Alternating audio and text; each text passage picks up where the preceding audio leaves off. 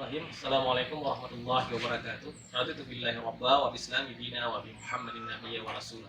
Puji syukur kepada Allah, salawat kepada Rasulullah, sahabat taslim yang dirahmati Allah Subhanahu wa taala. Banyak persoalan yang terjadi di dunia ini hanya karena lisan.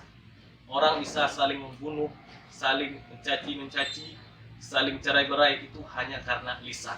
Karena kenapa? Lisan itu tidaklah bertulang. Jadi ucapan-ucapan yang keluar dari lidah kita itu dia akan menyakiti jauh daripada anak panah yang kena pada badan kita.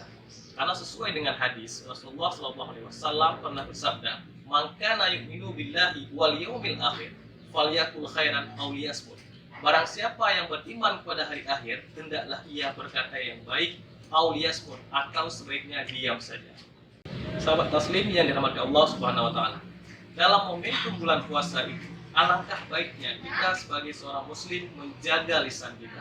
Apabila ada hal-hal yang tidak perlu diucapkan, maka sebaiknya diam saja. Daripada kita berbicara, kemudian apa yang kita ucapkan menjadi gunjingan, menjadi gibah bagi orang lain dan bisa menyakitkan hati saudara-saudara kita, maka sebaiknya diam.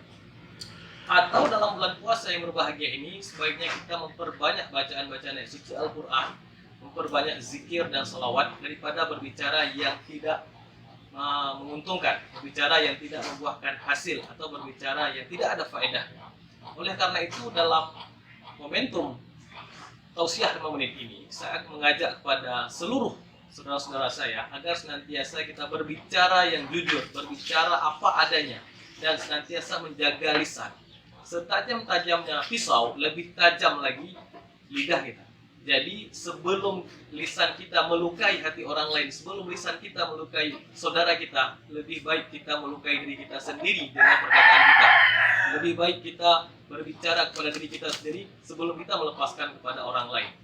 Artinya, sahabat taslim yang dirahmati Allah Subhanahu wa taala, bahwasanya lisan kita itu perlu dijaga. Kalau tidak dijaga, lisan kita ini akan merajalela dan akan menghancurkan peradaban umat manusia. Mungkin hanya ini yang bisa saya sampaikan di momen yang berbahagia ini. Semoga menjadi iktibar bagi kita semua. Saya akhiri, wabillahi taufiq wal hidayah, fastabiqul khairat. Assalamualaikum warahmatullahi wabarakatuh.